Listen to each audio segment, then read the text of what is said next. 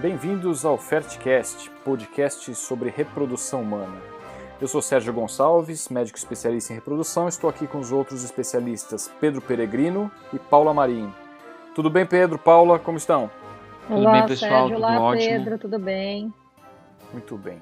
A gente fez um episódio anterior o que acontecia depois do teste de gravidez positivo, né? Quais as condutas que a gente tinha que seguir a partir de um teste positivo. Hoje a gente vai falar de um tema não agradável no tratamento, mas é que faz parte da nossa rotina e é fundamental que a gente discuta isso, é a consulta depois do teste de gravidez negativo. É o casal que faz o tratamento, submetido seja uma inseminação, uma fertilização in vitro, e depois daquela expectativa de aguardar o dia do teste, faz o teste dá negativo, e esse casal sempre volta para conversar com a gente sobre o que fazer a seguir, por que o teste deu negativo, o que a gente vai fazer a seguir. Como que é essa fase do tratamento para vocês? É uma das consultas mais difíceis que tem, para mim, porque é uma consulta que o casal chega querendo uma resposta que às vezes a gente não tem para dar. Doutor, por que deu errado? Por que deu negativo? Tinha tudo para dar certo, tinha embrião de boa qualidade, o estímulo foi ótimo, os embriões eram ótimos, mas por que deu negativo? Né? E uma coisa, eu sempre começo a responder essa pergunta, na verdade eu falo isso durante todo o tratamento, que é para tentar colocar os pés no chão do casal, que em reprodução humana a chance de dar errado é sempre maior que a chance de dar certo. Né? Não é um tratamento 100% garantido, então eu sempre começo por aí. E é claro que daí eu começo a passar todo o caso do casal, os fatores de infertilidade e pontuar as coisas que a gente pode melhorar ou coisas adicionais que a gente pode investigar para melhorar ou tentar ter sucesso do tratamento no próximo tratamento. Eu acho que é bem isso. O Pedro falou basicamente tudo o que eu queria falar. O casal, ele sempre quer saber exatamente o porquê que aquilo deu errado, né? Por que veio negativo? Essa angústia do casal é algo completamente frequente. E a posição do casal é uma posição diferente da nossa. A gente está acostumado, né? Por mais que seja uma consulta muito difícil, a gente está acostumado com esses negativos, porque exatamente como o Pedro falou, a chance do não é maior do que a do sim numa primeira vez. Então a gente já está mais habituado a esse negativo.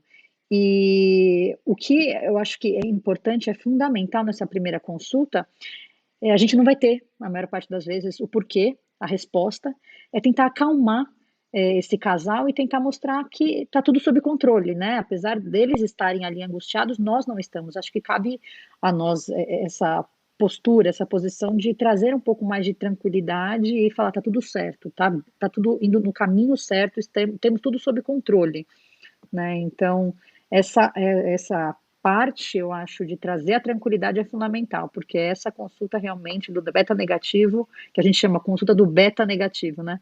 Essa consulta realmente é bem difícil.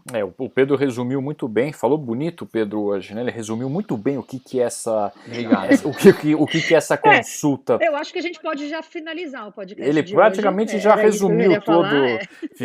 Fiquei até surpreso, né? Levando-se em conta que a gente acabou de decidir o tema do podcast, né? Falou muito bem.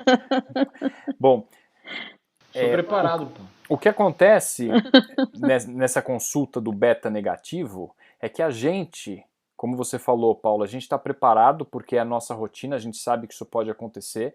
Um teste negativo não nos surpreende, a gente fica decepcionado sim, tem casos que a gente acha que eram casos para dar positivo, a gente se decepciona muito também, isso é verdade. Mas a gente sofre junto. Claro. A gente sofre junto muitas vezes, sem né? dúvida, mas a gente acaba sendo mais racional, porque a gente sabe, a gente já vivenciou isso muitas vezes. O casal, embora a gente sempre oriente, desde a primeira consulta, quais são as taxas de gravidez, o casal é orientado, sabe que tem chance de não dar certo, isso que o Pedro falou é exatamente isso, estatisticamente a chance de não dar certo em uma tentativa, naquela tentativa especificamente, é maior do que a chance de dar, mas não adianta, o tratamento para o casal que está passando por ele acaba sendo muito mais emocional do que racional. Eles entendem, eles sabem, tudo aquilo, mas a hora que eles, com os testes negativos, a hora que ele senta na sua frente, ele fala, doutor, mas por que o embrião não implantou? Essa é a pergunta, né? Ainda que você já tenha explicado isso de antemão em consultas anteriores, ele já sabe que poderia dar errado, mas a sensação é, aconteceu alguma coisa que não estava prevista, porque assim, o que estava previsto era a gravidez. O embrião era de boa qualidade, a mulher quando sai da transferência embrionária, ela se sente grávida, o embrião está dentro do útero. Isso não adianta, precisa ter um coração de pedra para não alimentar uma expectativa e não sofrer com isso quando o teste dá negativo depois daqueles 9 ou 10 dias aí de expectativa, né? E é uma consulta muito difícil, uma consulta às vezes que acaba sendo mais demorada até do que uma primeira consulta de reprodução, né, de infertilidade, porque a gente tem muitas coisas para discutir. É muito frequente o casal perguntar: e agora? O que a gente tem que fazer para aumentar as nossas chances? Quer dizer, o que a gente fez de errado dessa vez para a gente não fazer de novo? Vocês sentem isso também, né? Com certeza, exatamente. E a maioria das vezes nada foi feito de errado, né, Sérgio? Tá tudo certo e às vezes o plano, a estratégia é o quê? Repetir o mesmo que foi feito. E isso talvez seja um pouco frustrante. É a exposição, né, ao risco Exposição, de isso eu ia gravidez. dizer, Então você tem que aumentar o número continuar de se exposição à expondo. É, gravidez, claro. isso. E uma coisa que ajuda também, que eu sempre falo e explico para os casais o que é taxa de implantação. Embora seja uma coisa um pouco técnica, que a gente acaba discutindo mais em bastidores, mas eu gosto de falar com o casal sobre taxa de implantação, que é aquela porcentagem obtida pelo número de sacos gestacionais que a gente vê no ultrassom, ou seja, das mulheres grávidas, a prova de que aquele embrião realmente implantou quando a gente vê o saco gestacional dividido pelo número total de embriões que a gente transferiu. E se a gente for pegar o total da taxa de implantação, é um número perto de 20%. Né? Pode ser um pouco mais, depende da faixa etária, alguns grupos têm taxa até de 30%, 40%, mas no geral fica 20%, 25% de taxa de implantação, não mais do que isso. O que vale dizer que cerca de 70% a 80% dos embriões que a gente seleciona para transferir, e olha que a gente já seleciona os melhores embriões, eles não implantam. Então isso é normal, faz parte do tratamento, e essa tranquilização do casal é fundamental. Vamos repetir, às vezes a gente precisa repetir o estímulo, não tem jeito, dependendo de como era a reserva ovariana e o número de óvulos e o número de embriões formados, a gente não tem embriões excedentes, e se tiver embriões excedentes, a gente tem que acalmar, vamos para uma segunda transferência, a gente vai descongelar os embriões e vamos seguir o tratamento. O tratamento não deve ser visto como aquela transferência faz parte do tratamento do casal, mas não é o evento crucial e único que vai ser determinante se o bebê vai nascer ou não, né? Algumas coisas eu sempre pontuo, porque assim, quando alguma coisa não vai bem no estímulo e você tem um estímulo aquém do que você esperava, ou teve algum problema, sei lá, durante a transferência, então quando essa paciente chega para o beta negativo, é mais fácil você falar que tem alguma coisa diferente, alguma estratégia diferente que a gente possa usar para melhorar o resultado. Mas acho que o mais difícil é quando foi tudo bem, um monte de óvulo, um monte de embrião, a gente transferiu um embrião de boa qualidade e veio negativo. Então é difícil de você explicar para paciente que você vai ter que fazer exatamente a mesma coisa, né? Ou um novo estímulo, ou uma nova transferência, e ele vai falando, mas não vai fazer nada de diferente, você acha que vai dar certo? Então é importante explicar para o casal que eles continuam sendo um casal de bom prognóstico, se for o caso, que eles continuam tendo uma taxa de 40% a 45% de chance de gravidez, mas que, novamente, a chance de dar errado é sempre maior que a chance de dar certo. E isso não faz deles... eles têm que saber que o resultado negativo faz parte do tratamento, eles têm que passar por isso. Né? Não é todo casal que engravida de primeira, ou de segunda, ou de terceira. Né? Tem casais que fazem várias vezes o tratamento. Mas realmente é um período, uma consulta muito difícil, ainda por cima que o casal que infértil, ele já vem de uma história de várias tentativas negativas, de um resultado de insucessos, né, digamos assim. Eu acho que assim, Pedro, é isso. A gente tem que tentar acalmar, né? Explicar que aquilo ali pode acontecer, que faz parte, e ao mesmo tempo a gente também tem que traçar a estratégia dali para frente, né? Então, assim, o casal ele tem que sair da consulta vendo a luz no fim do túnel, né? Então, traçar a estratégia é a forma dele conseguir enxergar essa luz no fim do túnel e continuar essa caminhada sem tanto sofrimento. Eu acho que até agora a gente falou assim dos casos da repetição. Eu acho que também nessa consulta tem aqueles casais em que esse, talvez a luz do fim do túnel não exista, né? Enfim, não era bem aquilo que. Talvez a gente tenha que propor um outro tratamento, que o casal não esteja. Vamos supor, uma paciente que já tentou várias vezes e não deu certo o tratamento, já tentou, fez várias transferências e não deu certo, uma paciente com mais idade. Essa consulta é a consulta também em que talvez você tenha que abordar outros tratamentos, como a ovodoação, enfim, aquele é o momento em que talvez as outras estratégias todas têm que ser expostas para que o casal saiba o que tem dali para frente, o que é possível para ele dali para frente, né? É caso a caso, né? Dependendo do, É. do, do caso específico, pode ser simplesmente uma repetição para aumentar o número de exposição à chance de gravidez, e uma hora o casal vai conseguir a gravidez, mas dependendo do histórico, às vezes é a hora realmente de mudar a conduta, né? A gente tem que saber, olha, a gente está num ponto em que as taxas de sucesso, levando-se em conta o histórico de vocês, a taxa é tão baixa, a taxa esperada, que talvez a gente tenha que fazer algo diferente, como por exemplo o óvulo doado, que costuma ser uma coisa bem frequente em mulheres mais velhas, com reserva mais baixa, né? E às vezes tem que modificar a conduta mesmo. Mas voltando àquela questão que o casal pergunta, o que aconteceu, por que o embrião não implantou?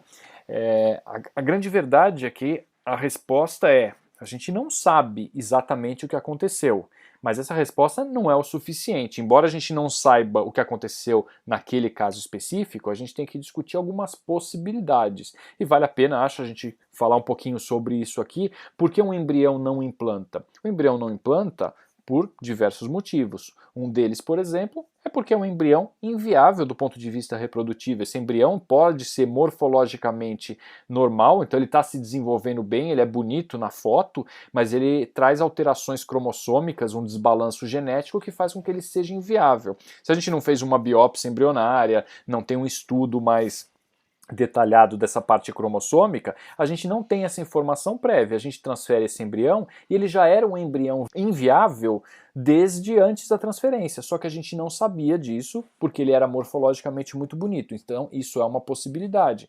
Outra possibilidade, a receptividade do útero. O útero, como é que ele estava?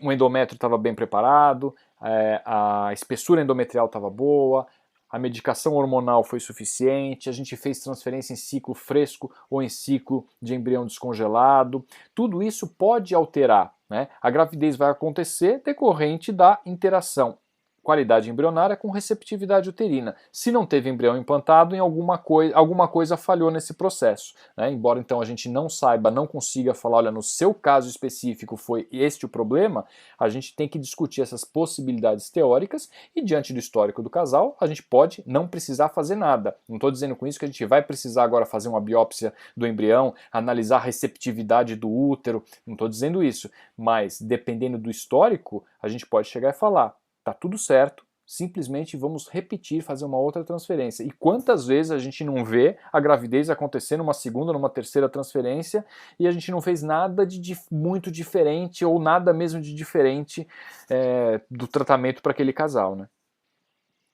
E frente a isso que o Sérgio falou, eu acho que uma última coisa que eu queria pontuar, que eu acho que é muito importante, é nessa fase, isso é uma das fases, que o casal se vende, entre aspas, né, claro, ou se rende a qualquer tipo de conduta que as pessoas às vezes propõem. Pílulas milagrosas, tratamentos que não têm uma evidência robusta na literatura e são vendidos como investigações um milagre. Também, né?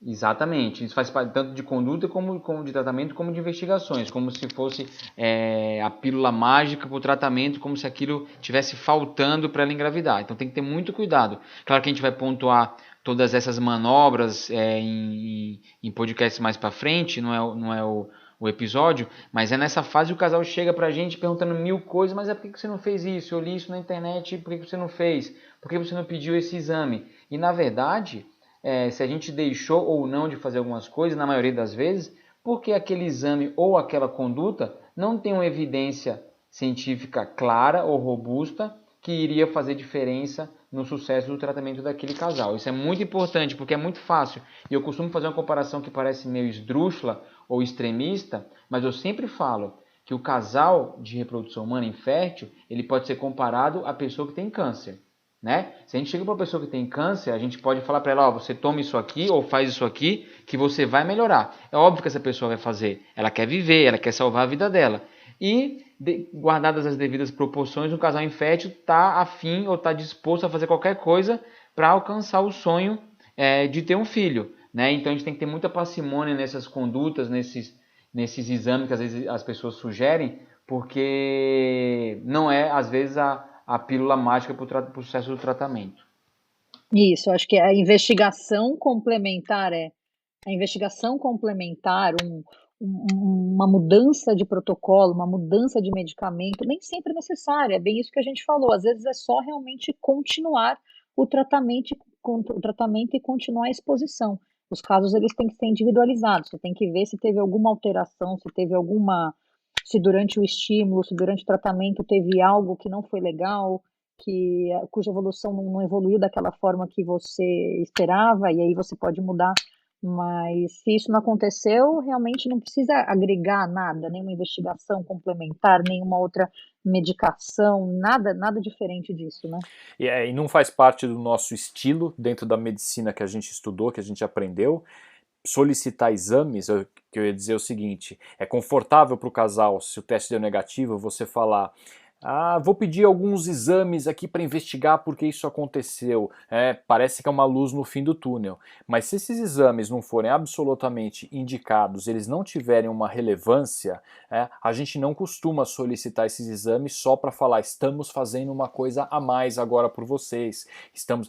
A gente conhece gente que faz isso como tirar uma carta da manga para o casal não desistir e falar, vou procurar um outro médico. Eu gosto de ser sincero, olha, a gente não sabe o que está acontecendo, né? Neste ciclo especificamente foi tudo bem. Se o casal quiser fazer um monte de exames desnecessários, eu costumo falar, olha, você pode procurar uma segunda, uma terceira opinião, né? Eu, às vezes eu até sugiro, procura uma segunda, terceira opinião, se eles quiserem fazer outros exames desnecessários, gastar dinheiro à toa, ok, vão fazer, mas não vai ser comigo e eu sei que também não vai ser nem com você, Paula, nem com você, Pedro, né? A gente veio do mesmo lugar, tem o mesmo tipo de formação e, assim, a gente tem o hábito de falar sempre a verdade, sendo boa ou ruim. Aquilo que a Paula falou, tem casos que o beta negativo colocam a gente quase no fim da linha para falar, olha, a gente precisa mudar a conduta a partir de agora. É uma consulta difícil, é uma consulta com lágrimas, mas é fundamental, é importante para a gente chegar no nosso objetivo, né? Exatamente, concordo. Eu acho que em geral era isso que a gente tinha para falar. É uma consulta difícil, de pontual, que a gente pode melhorar no próximo ciclo, no próximo tratamento, e tentar colocar o casal, fazer com que ele seja o mais otimista possível e nunca desistir do objetivo, que é o sonho de ter filho, né? De ser pai, de ser mãe. Eu acho que isso é o mais importante. Eu acho que essa é a mensagem mesmo, Pedro. O que eu queria dizer é não desanime, né? Essa é a mensagem que eu gostaria de passar. Faz parte, o beta negativo ele faz parte do tratamento e não desanimar é essencial para que o tratamento tenha algum sucesso lá na frente. É isso aí. É isso aí, é o momento que a gente precisa realmente abraçar o casal, né? E sempre citando, vou citar novamente a frase que meu avô sempre usava, quando falava para ele, se der certo, e ele me corrigia, se der certo não, quando der certo. Então, esse tem que ser o resumo dessa consulta, mostrar que existe a possibilidade de dar certo e que a gente vai continuar do lado deles, mostrando o caminho até a gente chegar lá. É isso? Exatamente. É isso aí, Sérgio. É isso mesmo, ótimo. Então é isso. Vamos ficando por aqui hoje. Ok, Sérgio, muito bom. Ótimo conversar com vocês de novo. É isso aí, pessoal. Espero que vocês tenham gostado. Muito obrigado. Até o próximo episódio, pessoal. Até o próximo. Um abraço.